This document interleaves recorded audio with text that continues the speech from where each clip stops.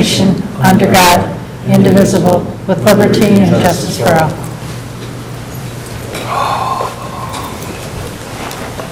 All right, first of all, I need a motion to establish a closed session for negotiations upon conclusion of tonight's school board meeting. Someone like to make that motion?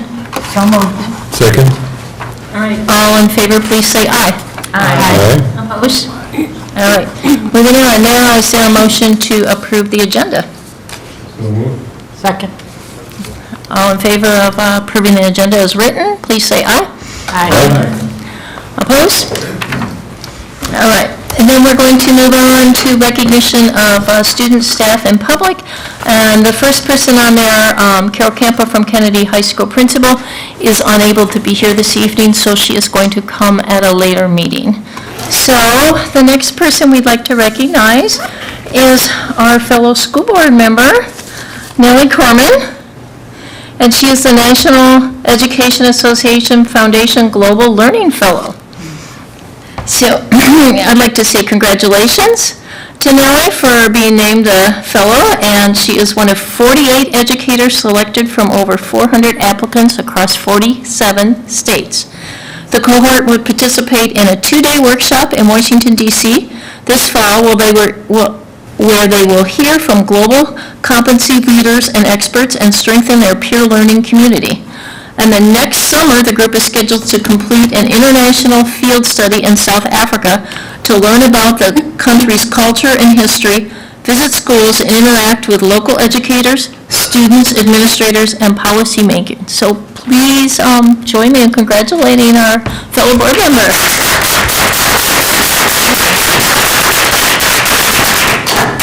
Speech? Sure. Well, as we all know, our world is changing. You know, we are witnessing a change in economy, technology, environment, culture, and with all those changes that we're seeing, we see more and more the need for all of us, and our educators included, to keep up with those kind of changes. And so, for that same reason, and because I am the kind of educator, or consider myself to be the kind of educator that looks into ways to include that kind of transformation in my instruction and in my classroom, for the past years, I have brought content that is related to global citizenship. So I have already implemented that kind of concept into my classes. As you know, I am a Spanish teacher, so I believe that teaching languages goes beyond learning only the words and the sentences, and it has to do with our history, you know, who we are, where we're coming from, the history of our countries, and how we can become better human beings. So for that reason, I look into opportunities that would allow me to integrate this kind of concept in a more developed way, and some sort of a program that will give me more tools to do it. And that's how I ended up finding the NEA Foundation. So the NEA Foundation is a foundation that was created by educators for educators, and it works in collaboration with the National Education Association. So as part of this, as you heard from Don, 47 educators from different public schools across the country were selected. So that means that only one educator per state was selected, and I am very fortunate and honored to have been the one educator from Minnesota. I'll be participating in a 12-month program that includes working in peer learning communities with all the other educators. We'll be participating in webinars, online learning, learning with education experts, workshops. And so one of the workshops will be in Washington, D.C. in October, so we'll spend a few days there talking about global issues, talking about how to do global education in the classroom. And in July, I'll be going to South Africa, where we will have more opportunities to interact with students there, to visit different schools, to talk to teachers, policymakers. And I'm really excited about this opportunity because I see it as a way for me to be a better teacher. I'm fortunate that I work in a school district, which is St. Louis Park, that provides those kind of opportunities for teachers to bring something new. And I'm also fortunate to be part of the Bloomington School District, where we also look for ways to integrate and innovate and give opportunities for our students and teachers. So I'm really excited about this opportunity, and I have to say that I feel very proud about it. Yeah, so thank you. There's a question for you. Yes, Director Corman, how is this an ongoing thing? Is it like next year, or when you get on it now and you're a fellow, are there more additions to that, so there might be some other opportunities? Yeah, the fellowship started in 2010, and ever since then, every year there is a cohort of teachers. So once I am done with the fellowship, I will be part of the program of the fellowship, of the big group, the group that is of the people who are already there and the ones who have already graduated. So that will continue to give me more opportunities for ongoing professional development and also to become a mentor as well. So. Good, thank you. Good. Yeah. Any other questions or any comments? Congratulations. Yeah. Thank you. All right. Just very excited for you to have that experience because you learn so much by going to other countries. And I think we are privileged to have a first-hand account from that. So I really look forward to that. Yeah. Thank you. All right, well, congratulations again. All right, let's move on to Part A. Is there someone like to make the motion to approve Part A of the agenda? So moved. Second. All right, all in favor of moving the Part A agenda? This is just for people that don't know, this is the board business, field trips, grant acceptance agreements, et cetera. So all in favor of moving the Part A agenda, please say aye. Aye. Opposed? All right, so we're moving on to Part B then. So first up is the Striving Readers Comprehensive Literacy Grant. And I see Mr. Kubis, or Andy Kubis, is making his way up here. Would someone like to read the motion here first? Madam Chair. Yes. Be resolved, the School Board of Independent School District 271 accepts the Striving Readers Comprehensive Literacy Program Grant from the Minnesota Department of Education, effective July 10, 2018 to June 30, 2020. Second. Go ahead, Mr. Kubis. Good evening. This is the first opportunity where I get to sit in front of you formally with my new role as the Executive Director of Curriculum and Instruction, so I'm excited about that. Yeah. It's great that I get to work. I give Assistant Superintendent Melby a hard time as much as anyone, but he's a great guy to work with, and we do a lot of planning together. That transition has gone very, very well, and so we're excited about the work that we're continuing to do, both in learning, sports, and instruction. But tonight I'm here to talk to you about something that transcends our tenure together, which was the Striving Readers Grant. As you saw in the detailed background, it was something that we applied for in the spring, and we were fortunate enough to receive it. So there were 36 awards of the $20 million that were put out there. 25 were school districts and 11 were charter schools, and Bloomington was fortunate enough to get $1.6 million of that grant. And so we'll be using that. Foundationally, what we're trying to do is make sure that we are providing training for our teachers in the topic of reading. Director Corman just talked about it. It's a changing world. And so we have a good friend of ours who was a doctor, whose dad was also a doctor, and he said it's so much harder to be a doctor these days than it was for my father in the 60s and 70s. There's so much more happening now, so many more dynamics, so much more medicine, so much more things to think about. And I would say it's the exact same thing for our teachers who are teaching reading. There's so many more things to think about. Is it English as a second language? Are there things around decoding? And are there things around comprehension? And we think it's important that we give all of our teachers the training that they need to be better diagnostic people, as well as people who can give the treatment as well with the reading help. So we're very, very excited about the grant, and we're excited about what it can provide for our teachers.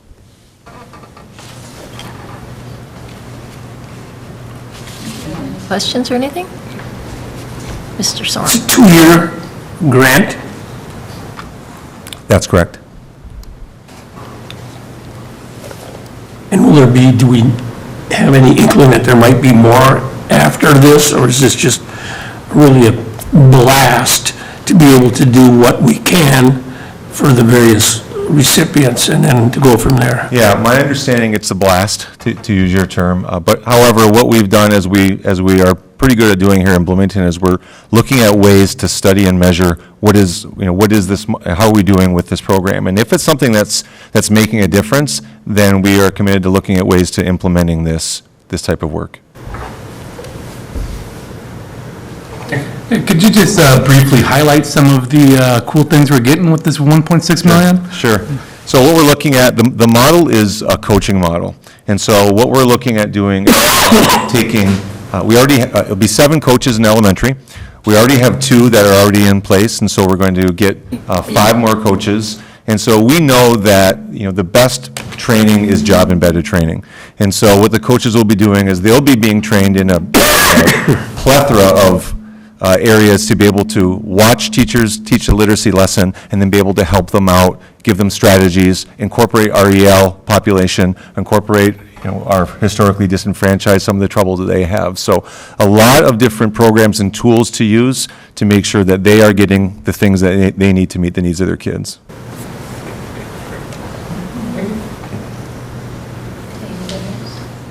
All right, thank you. Oh, so would this be focused on the elementary literacy?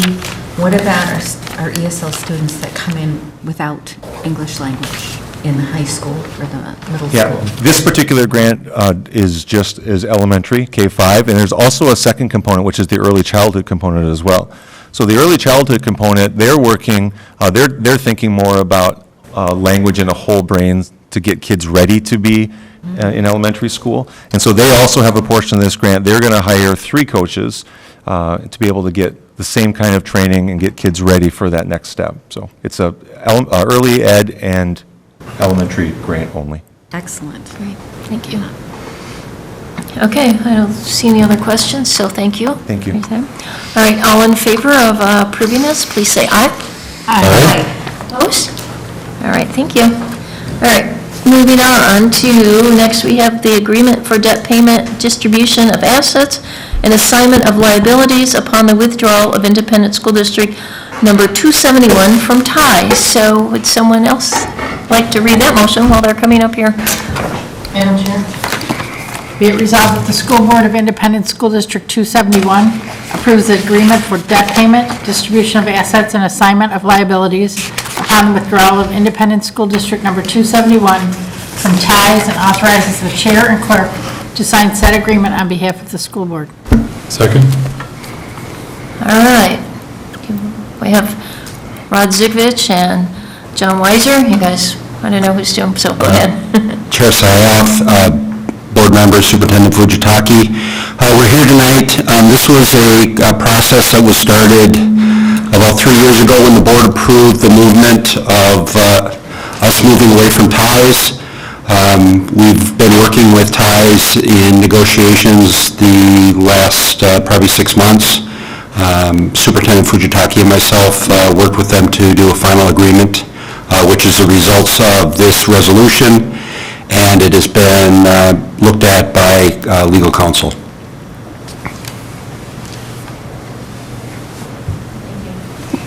Anyone have any questions? Madam Chair, just quickly, I'd like to say thank you to Rod and John for the updates that I've been able to see. I have an interesting position here because I sit on the board of 917 and I'm their ties rep. So Jim and I and a few others were discussing the updates and the ongoing ever-changing landscape at ties, and I do appreciate the information and how you guys navigated what turned out to be some really interesting conversations. So appreciate the work that you've done, that you put into this. And John, we've switched over. We've found a new product for the software that we're purchasing from ties. Yeah, as Rod said, this started about 3 years ago when TIES first announced that they were restructuring and sunsetting their student information system. That forced our hand, made us start to review other student information systems. The following year, 2016, they announced the sunsetting of their finance and HR systems, which we were a major user of. Nobody likes those kind of systems changes, right? They have a big toll on staff and big drain on the system. Everything goes on pause. We've made it through those transitions. The two final services, our internet service and our iContent. iContent is where we store transcripts, long-term storage of records, 1939 transcripts for our graduates. Those two systems we transferred this spring and summer. So most recently, if you're on email, you saw a pretty big internet transition right as school was out between June 15th and July 1st. We made that big transition. Cool. Well, I appreciate the work that you guys have put into this. Yeah. Thank you. Mr. Solon? Being a TIES representative for the district for over 20 years, I have to compliment John, Rod, and Les in their due diligence in tracking this out. Years ago, when we joined this, we were one of the charter members of TIES, and we participated in it fully. We contributed to it in many software development programs, and we just thought it was a great consortium of joint powers agreement where everybody was gaining from it. And then they had a change in leadership a few times, and then all of a sudden, things started to dissolve and go different directions. And it was about that time that we began to realize that this wasn't going to exist forever. And so as we started to explore some other options, naturally they were trying to woo us to stay with our significant contributions that we had for our students. And we just knew that as a district, that we had to do something to make a better basis or foundation for the future. So that's when we started exploring some other options. And it's taken a while, and it's been really successful. And now that we can just cut the strings and go on about our way and bring it back in-house where we can do all these things ourselves, is going to be money saved. And even though there's an expense, money saved, and programs much better than they were. So thank you for your help, and I'm glad that the board had approved this before. I'll miss those meetings, of course, but then I guess I'll have other ones to deal with. Okay. Anyone else? All right. All in favor of approving this motion, please say aye. Aye. Opposed? It's approved. Thank you. Thank you. All right, moving on to board member reports. Is there anyone that would like to go first or has any report they'd like to give? Sure. I've got a quick one. Spent the day up in Brooklyn Park, Brooklyn Center, at the MSBA Summer Seminar. One of the presentations was our very own Rick Kaufman gave a safety security presentation. He was the closing keynote, and it's always interesting to hear Rick speak. I had a chance to sit in and listen and learn. After lunch, there are half-hour roundtables, sort of a speed session, and I listened and learned from Commissioner Casilius about just sort of what took place in the last session, or more importantly, what didn't take place. Interesting to hear different districts ask their questions. A lot of questions had to do with safety and security grants that were being handed out or that people are applying for. Was asked to stay and be part of a very small roundtable discussion about MSBA is thinking of changing their template for the superintendent evaluation process, and there were a dozen of us from around the state, and worked through a light dinner there and just had some really good conversation about what works, what doesn't work, who's doing what, why are you doing it. It's my hope that the draft that I saw isn't the final version. There were a number of questions on there, and I feel bad for any superintendent who has to answer or be measured on all of those questions. But it was an interesting process to pare it down. So it's a pleasure to have that opportunity. Also, 917 now has a new superintendent, Mark Zuzek. I believe I'm pronouncing his last name correctly. Comes from Hastings. And the first time I had a chance to work with him was a special ed director's summer meeting. It was out at a retreat center that Mount Olivet Church owns down in South Lakeville. And all the special ed directors were there from all the different districts. And we got to listen and learn, to engage in conversation. That's the second or third summer that I've been able to attend that particular one. It's really interesting to see, just to see the passion that these people have for the jobs that they do. So I'm very, very appreciative for having the opportunity to just to be a fly on the wall. So that was interesting, and that's all I have.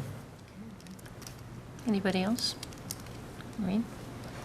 First, I'd just like to thank everyone that participated in the Education Foundation's golf tournament that was held on July 25th. There were a lot of community members, teachers, principals. The superintendent participated. It was a great day and a great event. I don't have a final figure on the amount we raised yet, but I'll let you know when we do. But thank you to everyone that participated. I also want to mention the Jumpstart to School event that's going to be on Wednesday, August 8th from 4 to 8 at Redemption Lutheran Church. Free school supplies, immunization information, sports, physicals, and fun activities are going to be there. And everyone in Bloomington is invited so long as you live in Bloomington. So, and if you haven't had a chance to volunteer, if you're free for a couple hours that evening, join us in our community engagement. Mm-hmm. Thank you. I think there's still some spots I you can think sign there up are. if you haven't done it already. So I just wanted to add quickly to that. I know that people know that VEEP has been collecting supplies throughout the community, churches and stuff have been collecting them, but this is where they're going. There's not a separate, I think some people, there's not a separate event that those are, this is the event that they've been collecting, is my understanding anyway, that they've been collecting supplies for. And you just make sure that if you're coming with a student to get supplies, they need to show proof of residency. They have to be Bloomington school students. All right. Moving on to the superintendent. Madam- Oh, I'm sorry. I didn't know you had one, Jim. Yes. Oh, okay. I want to bring you greetings and salutations from the Red Lake Schools, District number 38 up in Red Lake. On my wife and I annual trip to Bemidji, I promised the previous superintendent that I would go up there and visit, and I did this year and found out that they had a new superintendent, Melinda Crowley. And she was nice enough to take me on a tour and to talk about a lot of things we have in common, but especially from their perspective. And so we toured the schools and just talked about everything else. Every room has an English word and an Ojibwe word to describe the different classrooms that they have.